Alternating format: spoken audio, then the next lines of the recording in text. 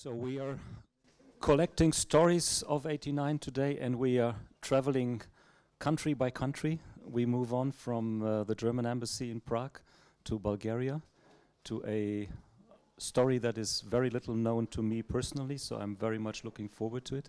We move on to November 10th of 1989, Todor Zhivkov ousted and replaced by Petar Mladenov.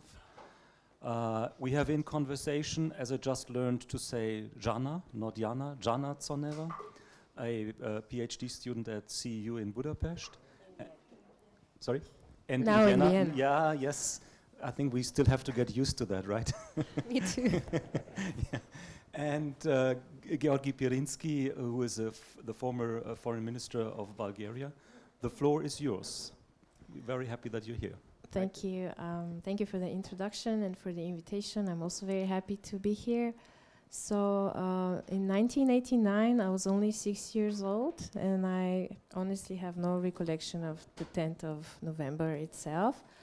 But I do remember very clearly the confusion at my school. I was a first grader, because up until then, we had to call our teachers comrade so-and-so. And part of the decommunization of the everyday life consisted in replacing this appellation of comrade with Mr. and Mrs.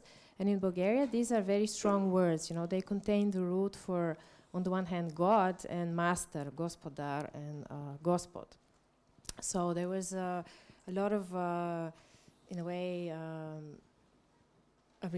well, not only resistance, yes, also inertia from the previous period. Also, some of the teachers must have felt uncomfortable with these new changes, so they came up with, uncomfortable with the demand to acknowledge hierarchy now.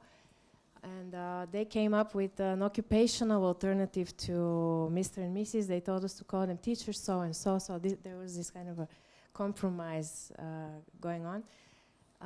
But my family, they were not as confused as me. They seized the opportunity to that '89 and the early '90s presented. My father, he started a series of businesses, which all failed. He did so. Yes. He actually rode the wave. You know, in the first couple of years after '89, there were more than 1 million private businesses opened in Bulgaria. And so when I hear from, usually from economic experts in my country who try to explain away our poverty, you know, the cliche Bulgaria, the poorest EU member state, who try to explain away our poverty by saying that we don't have enough entrepreneurial spirit, I usually quote these numbers from back then. You know, there was not only not enough, there was an excess of this entrepreneurial spirit, and my father was part of this wave. And so the market was taken as an opportunity to redress some of the injustices of the socialist regime, chiefly stemming from the very acutely felt entrenched inequalities of the regime.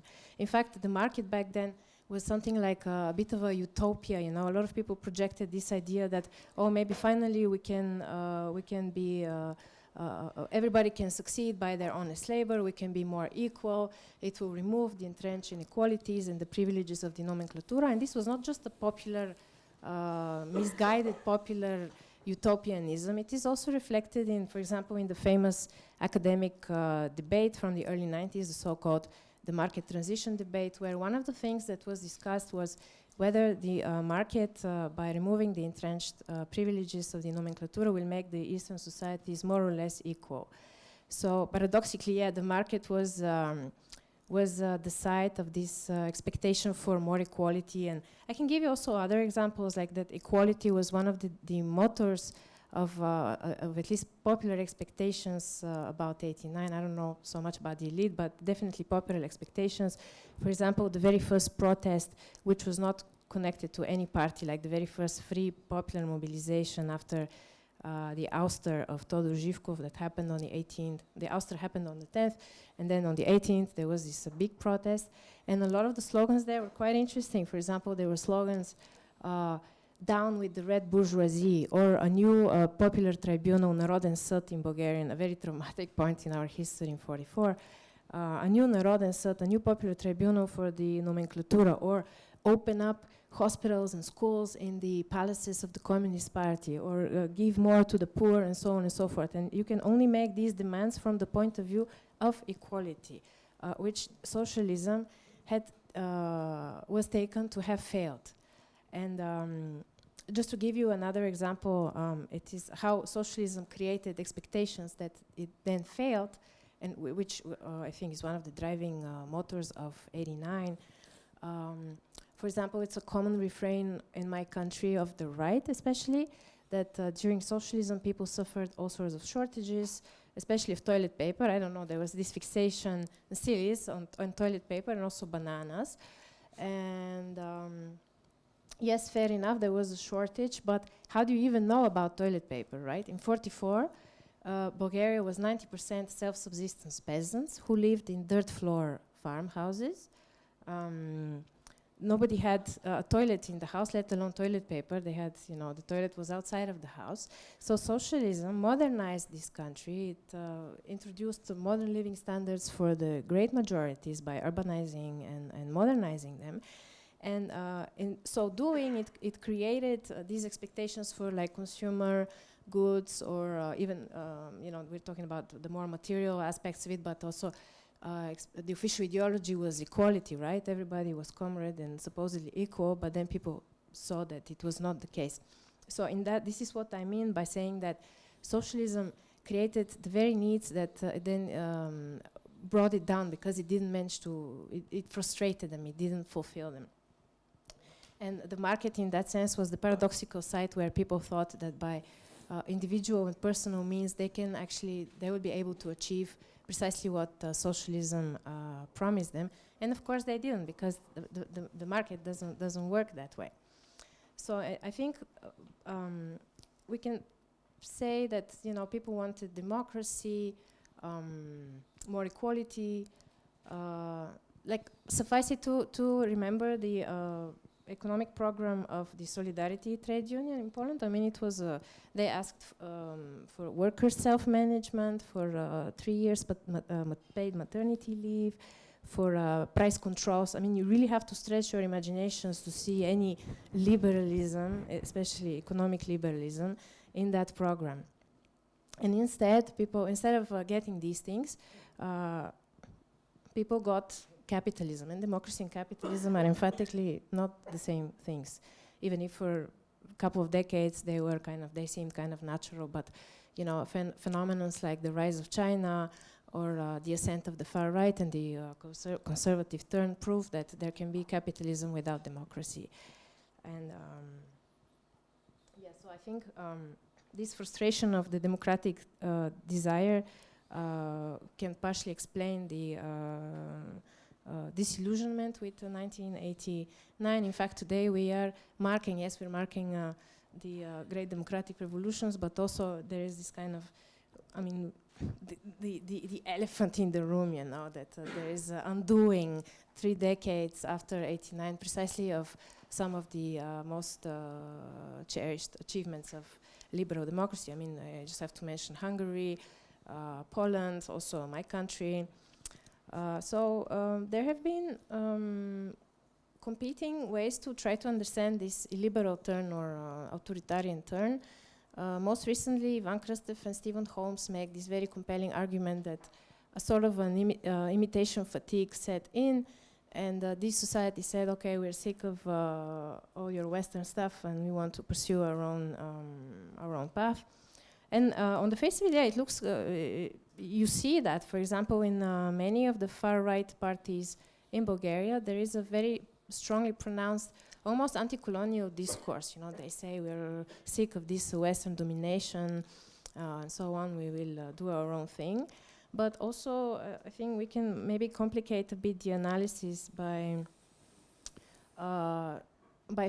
showing, for example, how Eastern Europe not only it imitated the West, but also experimented radically with policies that in the West some liberals can only dream of. For example, in my country, we have a flat tax, which works in an extremely regressive way and basically funnels money from the poor to the rich. And nowhere in Western Europe you have a taxation regime such as in Bulgaria, but also other Eastern European countries. Some of them thankfully decided that this is a disaster and they stopped it, but Bulgaria still soldiers on heroically in this path.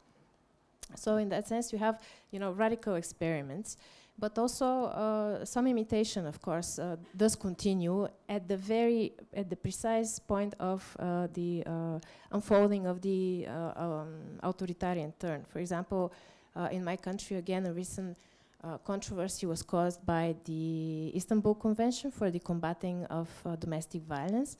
It was killed by a very freakish coalition composed of the far right, some evangelical churches, the Bulgarian Orthodox Church, the Constitutional Court, and the Bulgarian Socialist Party. And the Constitutional Court declared the Istanbul Convention unconstitutional, so the country couldn't ratify it.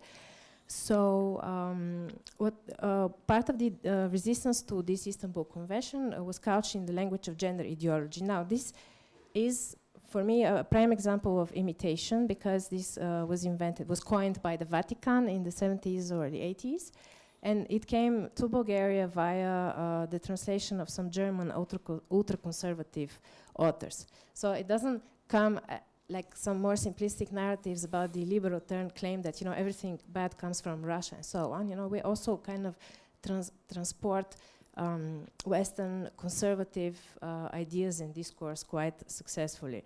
So how to understand this coincidence of continuity and break in the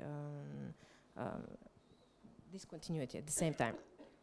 I think one way would be to distinguish between economic and political liberalism, because the far right, it's a good example to say how they are economic liberals. They're extremely, in my country, they're extremely pro-business parties, but they break with the kind of nice features of liberal democracy, such as equality, political equality, the rule of law, equality between the sexes, minority rights, anti-racism, this kind of stuff. So there is a break, there is a conscious step taken not to imitate anymore these Western European things, but there's not break in the economic sphere, so to speak. And they're also, funnily enough, a lot of these parties come from the media, from the private media sector. Yeah, you know, in many countries in the West, you have, for example, political parties who have their own media. But in Bulgaria, we have the phenomenon of private media founding their own parties, and this happens every year, at least once or twice. A new party gets announced, usually on the far right, but again, in very strongly pro-business, not only in terms of ideology, but also in terms of staff. These are owners of private companies who find their own parties. And speaking of media, Bulgaria descended from the 35th to the 111th place in terms of media freedom.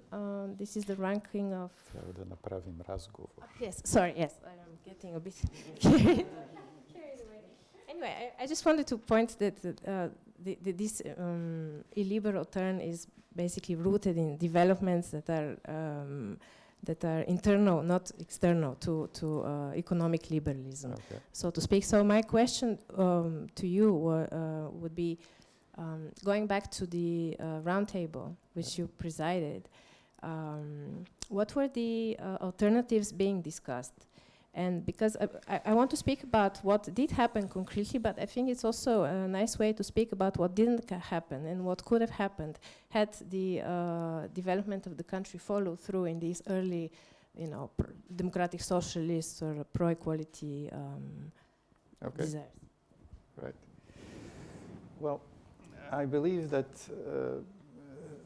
our audience here first would like to know a bit more about who Todor Zhivkov was, who Petar Mladenov was, and what happened on the 10th of November 1989.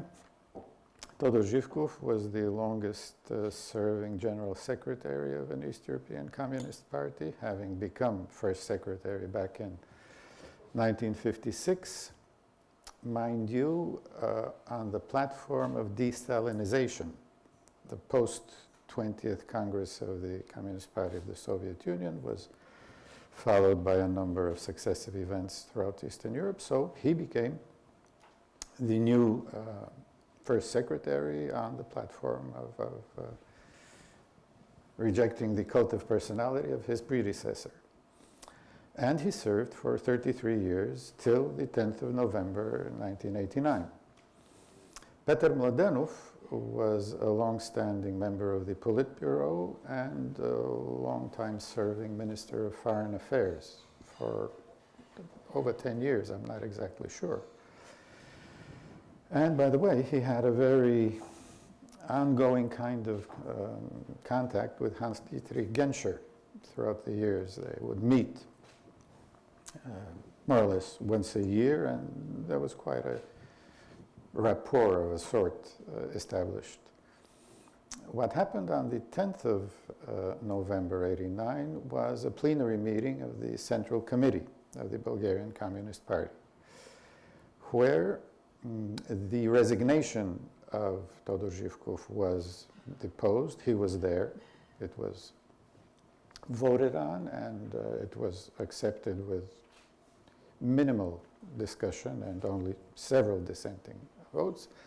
And Petar Mladenov was elected as first secretary, general secretary already, that position was called, at that plenary meeting. How did that happen? As Mr. Busek reminded us at the beginning of this meeting, there is a process, prehistory before these dates that we are talking about. So there was generally a process similar or in a sense driven by glasnost and perestroika, the changes that Gorbachev was introducing in the Soviet Union. This was reflected by a very new kind of atmosphere in society, with glasnost being a more or less open discussion of subjects which had not been on the public agenda before that. And clearly, in the leadership of the Communist Party, there was the growing realization that things had to change because the system was clearly reaching the limits of its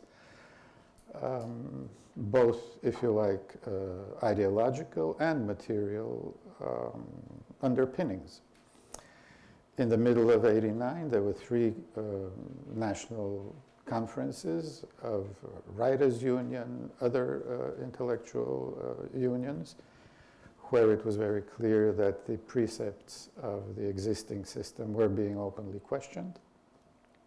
In the economic sphere, there was a growing realization that the disequilibria between the money mass and goods on the market, between income and debt servicing in convertible currency were becoming unsustainable. So increasingly, Zhivkov was put under pressure to take the decision to resign. Actually, after quite some rounds of discussions in such a closed circle, on the evening of the 9th of November, there was a meeting of the Politburo, the very moment when the wall was falling down, where actually he declared that yes, he shall resign. This was accepted by the Politburo with one or two doubters who then came around. And on the 10th of November, this was made official. It was announced in the afternoon, towards evening, and it was very interesting that for 2 or 3 days, there was a kind of stupor in society. People did not know exactly what to think, how to take this. So gradually, of course, there was an outpouring of positive reactions, that this certainly is a change which was necessary and where all the expectations came to the fore expectations that Jana also was talking about. What also came to the fore was all the suppressed protest, resentment, rage, hatred towards those in power, which had not been clearly expressed before that. There wasn't a strong dissident movement like, let's say, Poland, Czechoslovakia, Hungary, but there were intellectual circles, both philosophers, history professors, journalists, people of the press, who were gathering and formulating visions for change.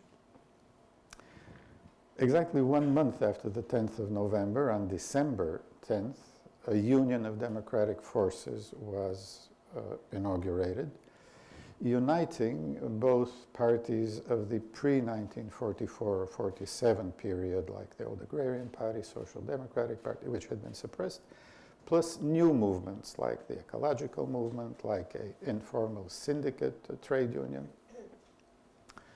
And it is interesting that the outgrowth of this union of democratic forces was a pre-existing club for glasnost and perestroika, for openness and reconstruction, where were united people who then split between the new opposition union of democratic forces and people who remained with the reforming Bulgarian Communist Party, which became, in April of the next year, the Bulgarian Socialist Party. A change in name which reflected a declaration of transformation from a party whose role was enshrined in the existing constitution. Article 1 said that the Communist Party is the leading force, into a party which declared itself as the carrier of democratic socialism, rejecting the dictatorship of the proletariat, and declaring itself in favor of democratization of all walks of life and of the economy.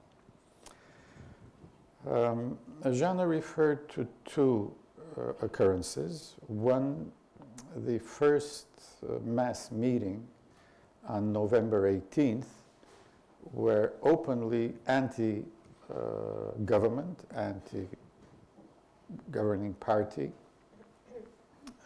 slogans, demands were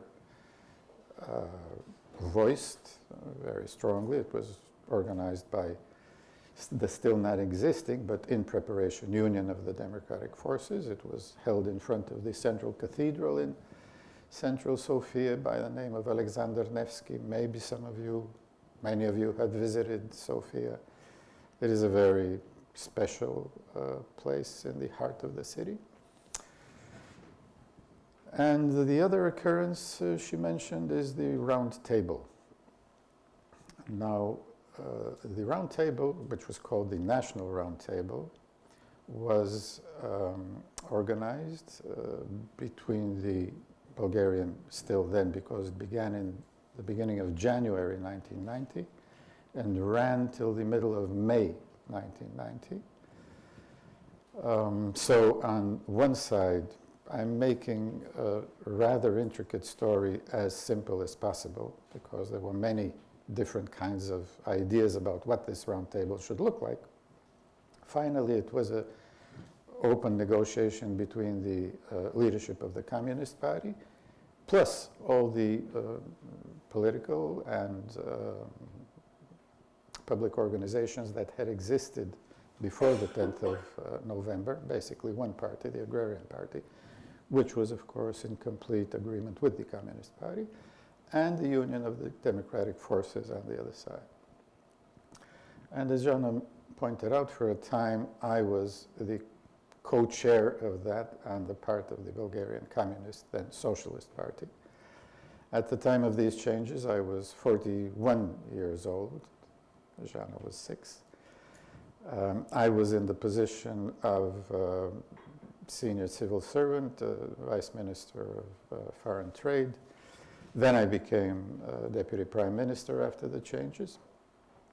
And I was quite close to those who, Petar Mladenov and another leading figure of the change, Andrei Lukanov, who were the driving force of the change that took place. So what the Roundtable set itself as an objective to make the transition to a multi-party system, which would be able to hold multi-party elections. And in the course of the discussions, it was agreed initially on the proposal of the Union of Democratic Forces that what would be elected would not be another parliament, but actually a constituent assembly to work on and pass a new constitution for the country. The discussions on the Roundtable were broadcast, and extensive reportage on the television each evening of the discussions. There was an issue now, is this Roundtable engaged in discussions or in negotiations? The Union of Democratic Forces said, no, we're not interested in discussions, we want to negotiate. We want to come to decisions, and these decisions be reflected in law passed by the still existing parliament that had been elected under the previous system. So this was agreed upon. And this Roundtable series of discussions, there were plenary meetings, there were contact group meetings, and there were working group meetings. So it was quite a intricate mechanism. This, as you might imagine, from a society which was totally unaccustomed to open political confrontation, because we were confronting each other.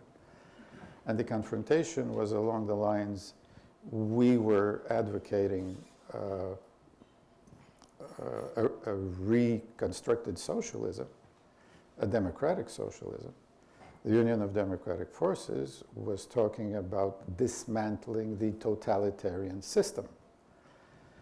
And the kind of coming together which we were trying to achieve was, we were proposing that we agree on the political system and on economic reform, because clearly the country was sliding into, by the week, into a deepening economic and social crisis. The Union of Democratic Forces said, well, we're interested in negotiating a multi-party system, but you don't understand market economy. You should stay out of this, and we will do the job once we get into power. This has something to do with part of the answer to the question Jana posed as to what was missed at the Roundtable or after that. And what went wrong? Well, what went wrong, I would say what went right. The Roundtable was able to work out and agreements signed, over 10 of them, as to how to hold multi-party elections, how to register new parties, how to have access to public media, what sort of rules, ethical rules, should be observed in the pre-election campaign. So the political, and what basic ideas should be introduced into the new constitution. So it was interesting that with all this rather heated confrontation, at one point there was a breach in the negotiations over a particular issue. Then negotiations were resumed. So all of a sudden society was highly politicized, with people very much engaged in the debate, and with very deep splits appearing, even in families, with the husband on one side and the wife on the other side, and all of a sudden they were saying, "What do you mean? Is this really you still?" And the other one would say, "Sure, it's me. Is that you?" It was a fundamental kind of opening. And it basically was a mixture of two things. One was an expectation. The, again, driving image was the road to Europe, and this was shared by all. And on the other hand, there was the deepening divide that the ruling party, those connected to the party, those having profited from one or another kind of position, should be dismissed, should disappear from the public process, tried, etc.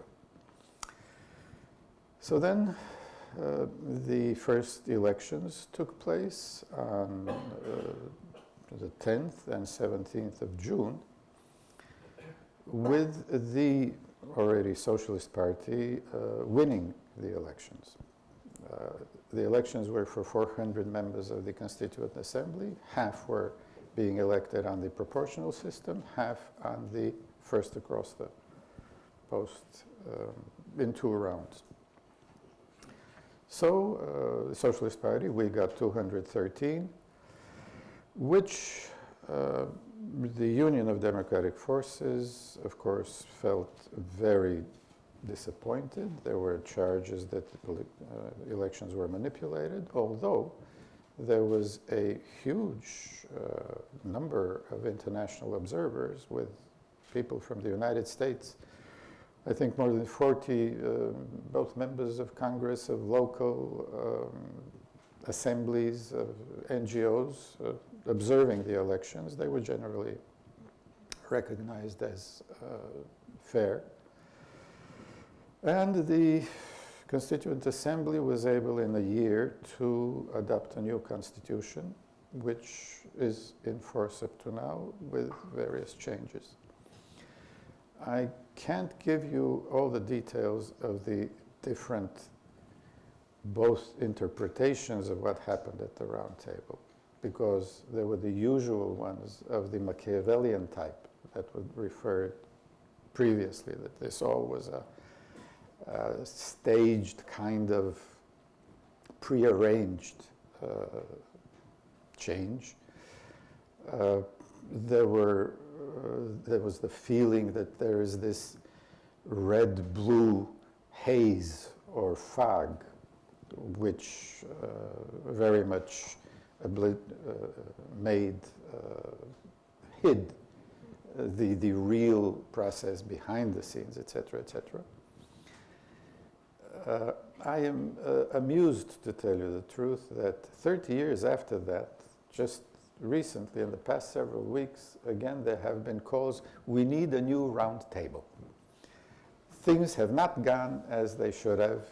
Let's organize another round table, to which my answer is this is ridiculous, because we have a constitution, we have had several parliaments elected, so if anything is wrong, they have to do a better job. But terminating this, I excuse myself because we were supposed to have a conversation, Jana.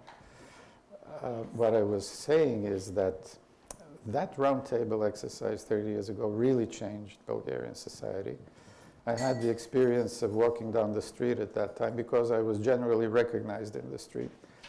There was an actress, a famous actress, she met me in the street and she says, "Stop this round table, nobody is coming to the theater, nobody is interested in anything, you know, but looking at you there." So it was that kind of an effect. I've been thinking all day today, what are we trying to do here with these presentations?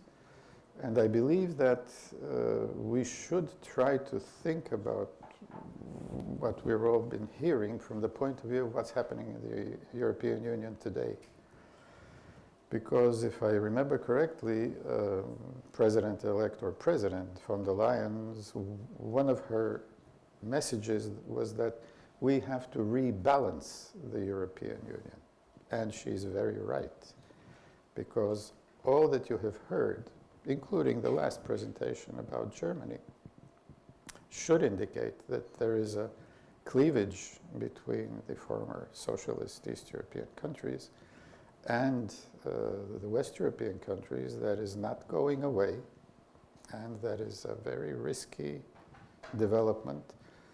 So whatever lessons can be learned from looking back over these 30 years should serve the purpose of us thinking better of where we are at the moment and where are we going.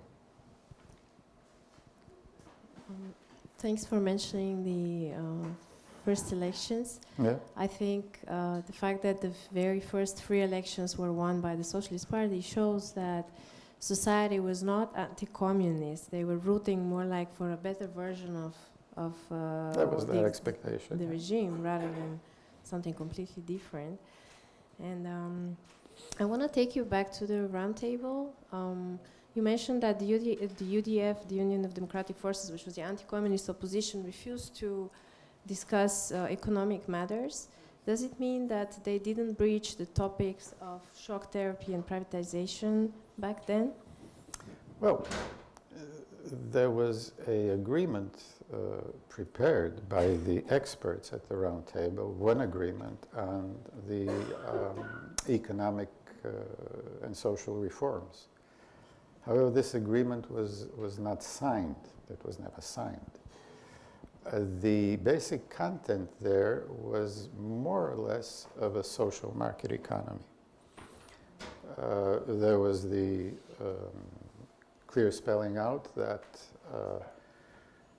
private property would be equal in its rights and defense with public property, with cooperative property, that the economy would be organized as a market economy.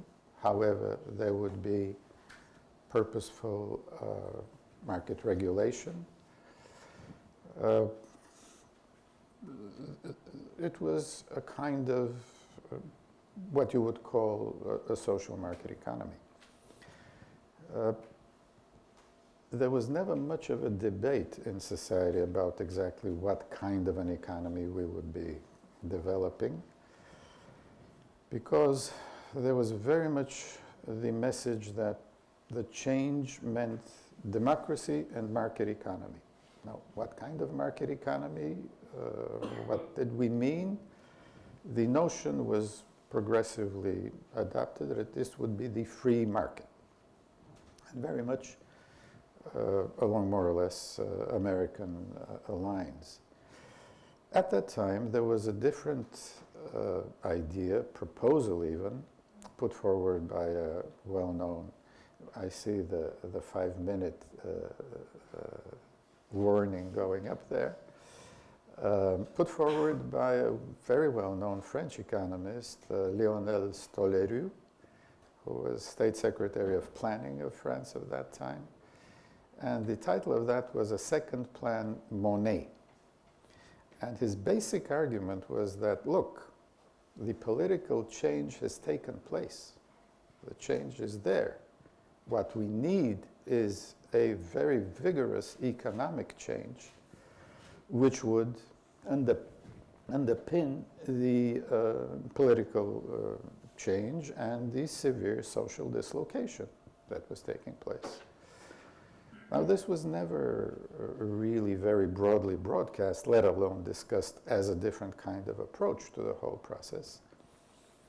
And progressively, the neoliberal paradigm of the Washington Consensus became the Bible, so to say, along which the changes took place. Now, when the German ambassador previously mentioned Chile, and 30 years on, I don't think he meant that the people demonstrating there wanted a return to Pinochet. I think that they are protesting against the extremes of precisely this neoliberal paradigm, which in the richest Latin American country has led to the greatest polarization in society. So more or less that type of development has taken place in Bulgaria, with, again, an entrepreneurial class taking hold, with young people seeing their opportunities in a free market environment as they expected, but again, with deep dislocations and polarizations, because you must also recognize that Bulgaria is one of those East European countries that has undergone one of the most massive emigrations in the past 30 years, from a population of over 8 million, running up to 8.5, to, well, by now just under 7 million by most estimates, with the prospect of falling to a bit over 5 million by the middle of this century. So there goes the third minute. We have a society which is deeply concerned as to how are we going to proceed, where are we going, is there a turning around, what should we build upon, what should we change. So again, there is a strong support for membership in the European Union. It is one of the optimistic countries, basically with the notion that the European Union, after all, represents the rule of law, represents due process, represents a kind of framework within which Bulgaria can progress, but also the very uneasy feeling of second citizenship of Bulgaria and other East European countries being in a kind of second-class department. So, famous last words, Jana? Would you like to? Yeah, well, I was thinking how this radical loss of people, like we really hemorrhaged almost 2 million people over the years, how this is a silent yet resounding assessment of the success of the radical reform package. People just don't want to live there. Well, and they it's immigrate to the West, where not we still have having a roads. job. You know, these are mostly unskilled people going into agriculture, into services, etc. Also very highly qualified young specialists who are cosmopolitan and who make their home all over the world. But certainly there is this deep rethinking of how reform should be carried forward. All those of you interested in Bulgaria, you should profit of the presence of two of my compatriots here on the first row, Professor Dejanov and Professor Ganev. They are also affiliated to this institute. They warned me that they'll be sitting in the first row watching very carefully what I'm going to say. So you can get their feedback if you're at all interested in subsequent conversations. Does it work? Yes, I think you managed quite well, so thank you for this. I got the impression that you just started your conversation towards the end. That was good. More or less. That was good. You did a long preparation for the conversation, which was, I mean, this is just a we talked it over before that. Just a question of rhythm and style, so it's a different rhythm. It's all fine. So thank you for that. Also, thank you for at the end referring to more contemporary issues and also to the demographic aspect, which I think is very crucial for the development of Bulgaria today. As our colleague Ivan Krastev always says, you have to understand the concern of a people that is constantly asking themselves who in 50 years will still be able to read Bulgarian poetry. Is there still anybody around who will be able to read Bulgarian poetry? This is his famous line, and I think this very nicely plays into what you said at the end, Georgi. So I would want to give the final applause to both of you, and after that I would have a short practical announcement. So don't jump up immediately, but give me 30 seconds for a practical announcement. So Jana and Georgi, thank you very much for this. Thank you. Thank you. So the practical announcement is after our talks tonight, after we have finished the last one, we have 2 more. All of the speakers, we will go out to a Viennese wine place, the Heurigen. And in order to know how many caps we have to order for that, I would ask all the speakers to please tell my colleagues. Nikki is not here at the moment, right? Oh, here is Nikki. Raise your hand. This is Nikki. Please, would you please tell Nikki if you plan to join so that we know how many people we will have to take by car? Thank you.